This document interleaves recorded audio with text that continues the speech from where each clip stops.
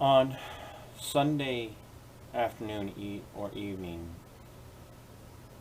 in Kenosha, Wisconsin, law enforcement had an interaction with a young man uh, that resulted in the young man being shot several times in the process of resisting arrest. The way the media is painting this particular picture is that it was an unarmed man merely trying to get into a vehicle with his children that was shot in the back by law enforcement. Now, is it true that he was black? Yes, that is a fact. Is it a fact that his children were in the vehicle? Yes, that is a fact. What's also true is that he was shot, I want to say about 7 times, by law enforcement. Apparently, from behind while entering his vehicle. This is a tragic event. I don't know that we have any reasonable conclusion to make on this other than to say it's tragic at this point in time. It's not tragic, however, because the young man was black. It's not tragic because the officers involved were apparently white. It's not tragic because his children were in their vehicle. It's tragic because anytime there's an interaction between someone in law enforcement and a citizen, and it escalates to the point of gunfire, there is going to be a stark and startling change in the lives of all people involved. Now, the reason that I tell this story on this channel is because the governor of Minnesota, Tim Walz, has decided as of yesterday, Monday, not even a full 24 hours after the event, to post this post, to make this post a status on Facebook. And what he said was, and I'm going to quote this verbatim from his Facebook page. And before I make this, or read this status to you, quote it word for word from his Facebook page, I want to point out to you that our governor, Tim Walz, is not hiding anymore behind Minnesota Nice. He's not hiding anymore behind being neutral. And I'm okay with that. I don't believe in neutrality. No one is neutral at all. I do think there's a certain level at which all people, but especially elected servants, such as Governor Walz, have a responsibility or an obligation, if you will, to do their level best, their utmost, to not comment until all the facts are out. All of them. We saw this in the tragic death of Philando Castile several years ago when Governor Dayton, the day after it happened, came out and immediately began to make the situation about racism and white supremacy when the officer who shot Philando Castile was not a white man. He was not a part of the, as it's referred to now as the ruling white supremacist class of law enforcement. He himself was a person of color. He was a minority.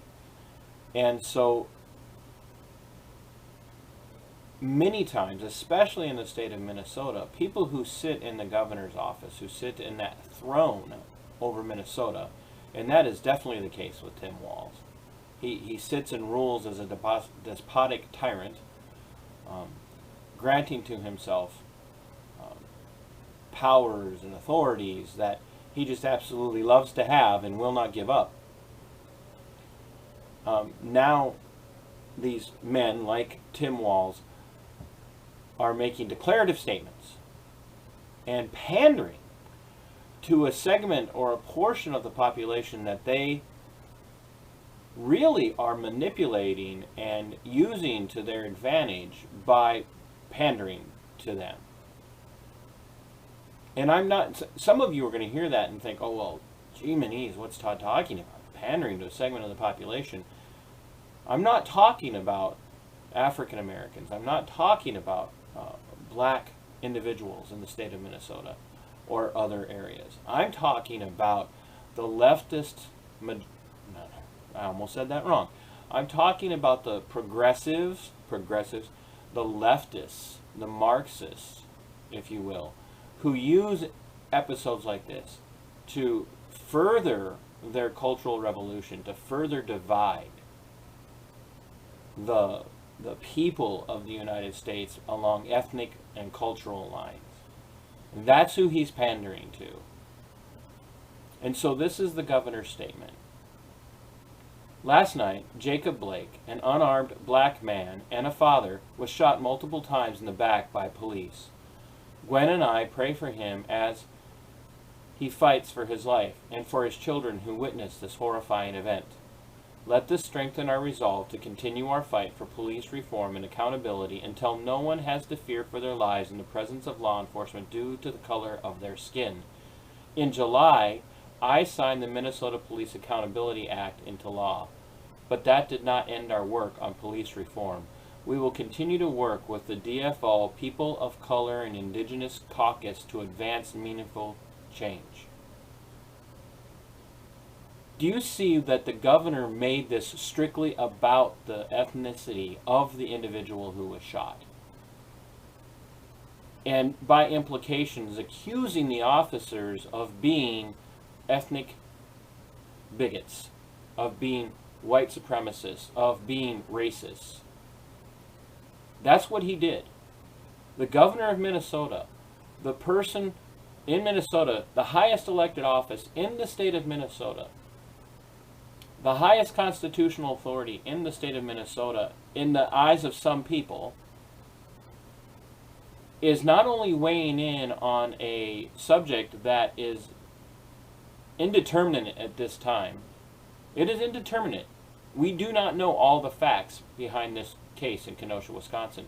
But he's also using a case in Wisconsin to further his agenda and pat himself on the back for how mindful he is. But what this is this is an inflammatory statement from the governor. Inflammatory. Period. End of discussion. This is flat out inflammatory. And it's worked to inflame the rage of protesters in Minnesota again. Because yesterday, on Monday, they began to pour out into the streets of Minneapolis.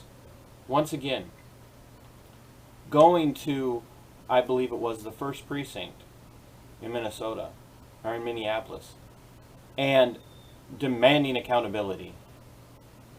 This is disgusting. Governor Walz had no place making this statement. As a responsible elected servant of the people, Governor Walz should have butted out of events in Wisconsin. He should have stayed out of commenting until all of the facts come in. If the officers did what they did out of maliciousness, they should be punished. If the officers did what they did because the man posed a threat, they should be allowed to return to their work, and they should be protected with every measure of the law. If the result of the investigation around the shooting in Kenosha shows that it's a balance of those two things, then appropriate measures and means should be taken. However, the governor of Minnesota, the commissar of Minnesota, Comrade Tim Walz, has no business weighing in on this. None. In fact, no citizen, period, really ultimately has any business weighing in on this and making it about ethnicity or police misconduct. We don't even have any business going in and blindly defending law enforcement on this until we know the facts. But our governor isn't aware of his responsibility to all the people of Minnesota. The governor is not aware of his obligation to remain as much as possible neutral on decisions or comments until all the facts are in. Because our governor panders to the leftist minority in the state of Minnesota. He's a pandering fool who has no desire to do anything other than stoke the flames of anger and retribution in this state and to drive a wedge between the people of Minnesota based on nothing more than their ethnicity and their cultural background.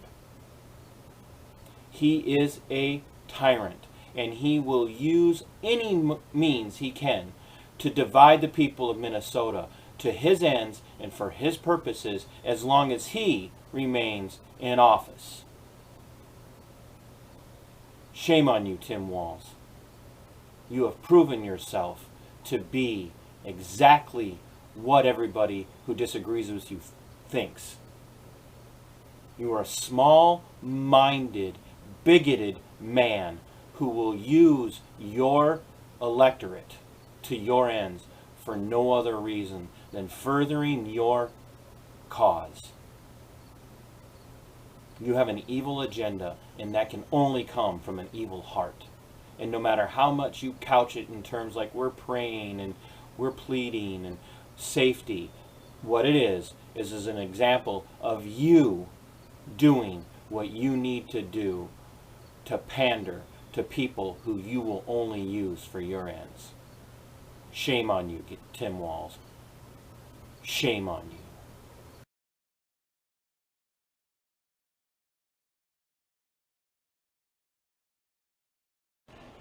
As always, thanks for watching the video. Thanks for being open-minded. Thanks for listening. I would ask that over here in the corner, somewhere on your screen, you hit the subscribe button.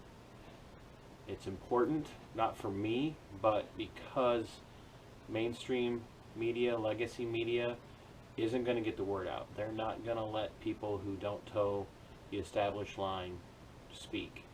So for the sake of liberty and for the sake of the defense of this nation, small little independent voices like mine need to be heard, especially the interviews. It's got very little to do with my commentary and a lot more to do with the interviews and the people who are affected when liberties are tread on.